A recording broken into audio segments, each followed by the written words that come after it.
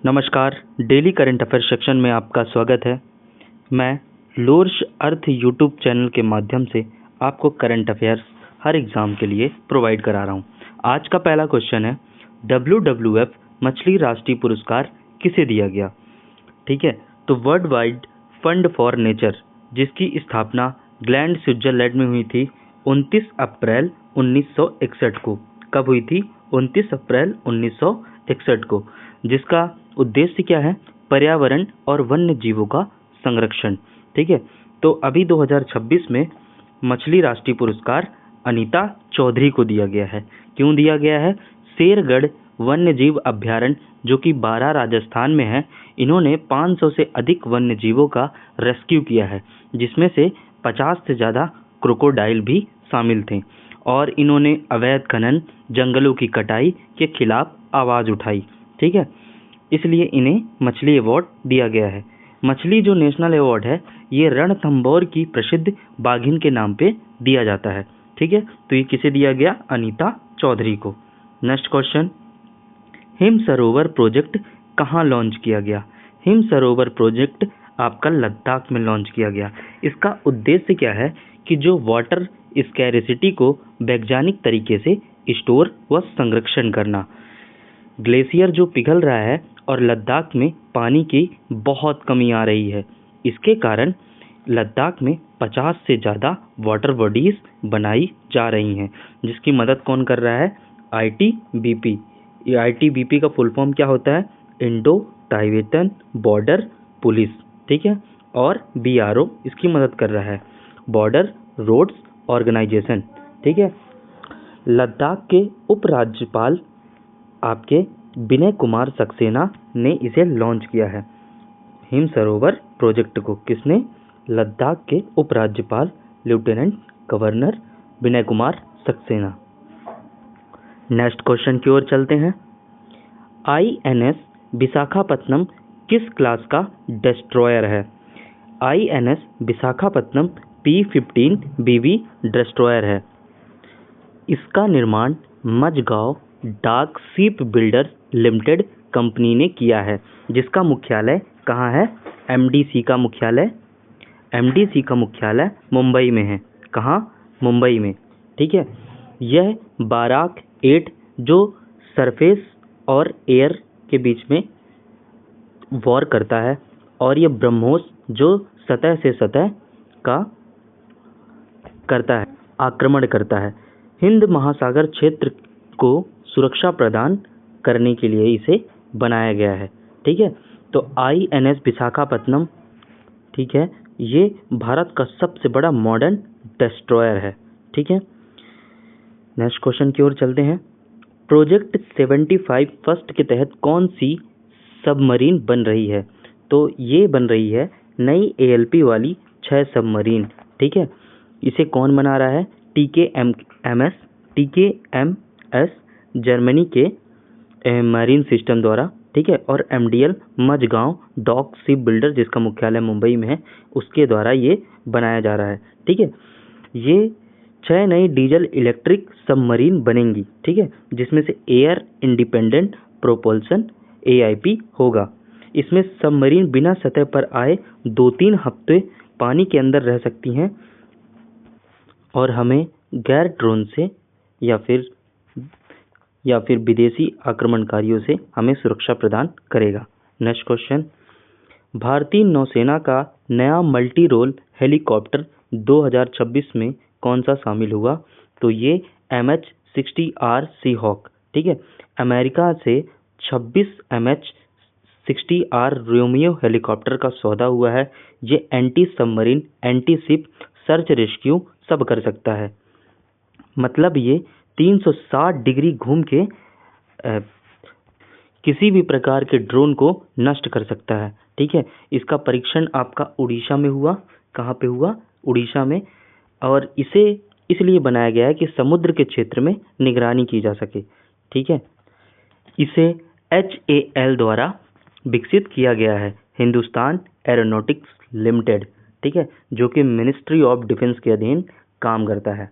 ठीक है, ये आपका जहाज रोधी और निगरानी कार्य के लिए इस्तेमाल होगा।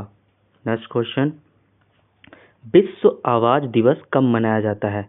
आवाज़ के प्रति जागरूकता के लिए हर वर्ष ये 16 अप्रैल को मनाया जाता है। इसका उद्देश्य क्या है कि कान नाक गला हमारा के प्रति जागरूकता। और इसे किसे बनाया था? इसे कान नाक और गले के विशेषज्ञों द्वारा इसकी स्थापना 1999 में की गई थी ब्राज़ील में। ठीक है, इसमें आवाज़ के प्रति जागरूकता, गलत तेज आवाज़ से होने वाले नुकसान के बारे में जागरूकता के बारे में बताया जाता है। नेक्स्ट क्वेश्चन, FICCI के महासचिव हाल ही में किसे नियुक्त किया गया है?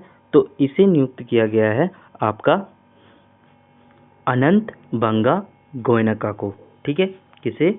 अनंत स्वरूप गोयनका को किया गया है, जो कि हर्षवर्धन की जगह लेंगे।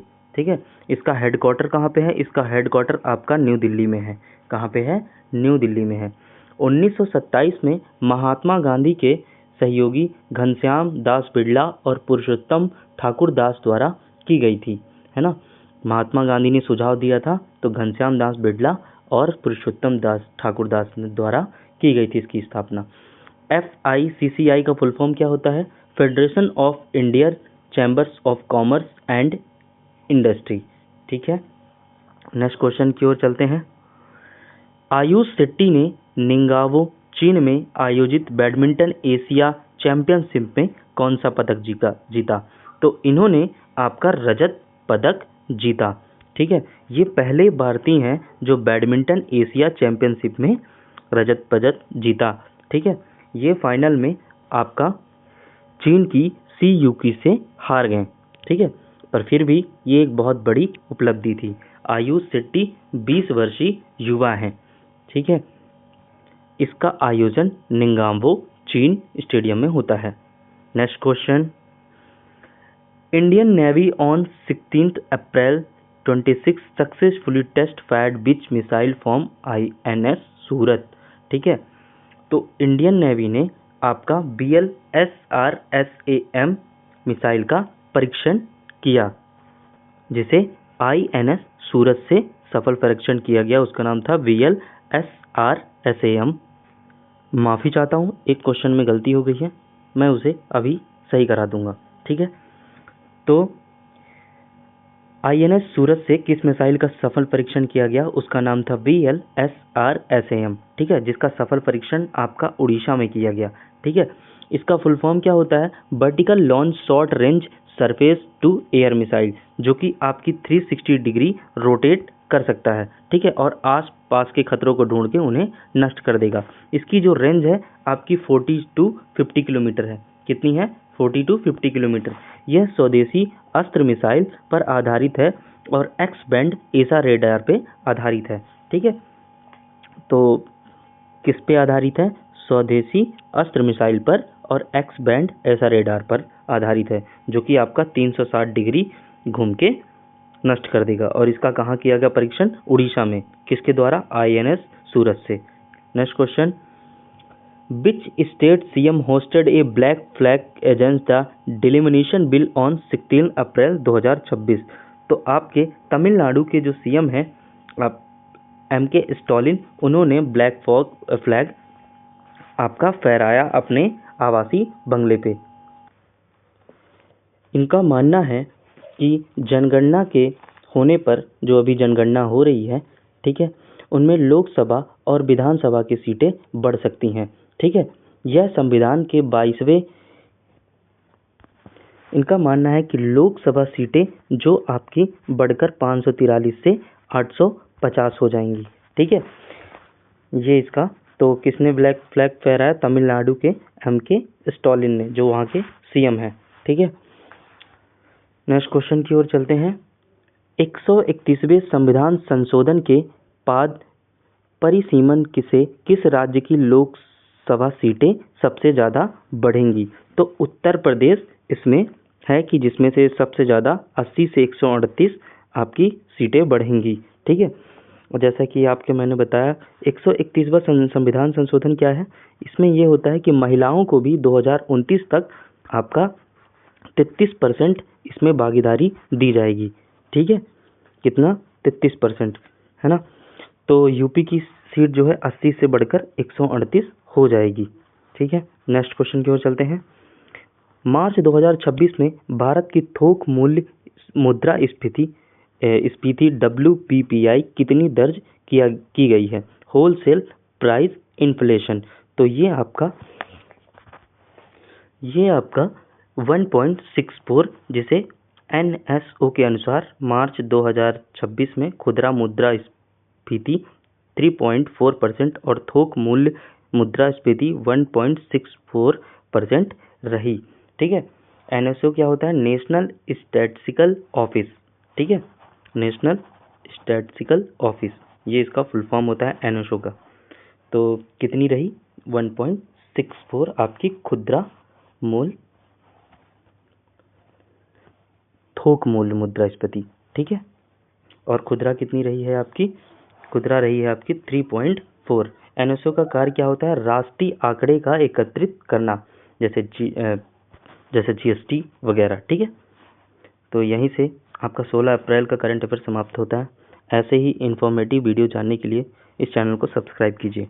धन्यवाद। जो भी कमी रह गई है इसे अगली वीडियो में सुधारने का पूरा प्रयास करूँगा। धन्यवाद।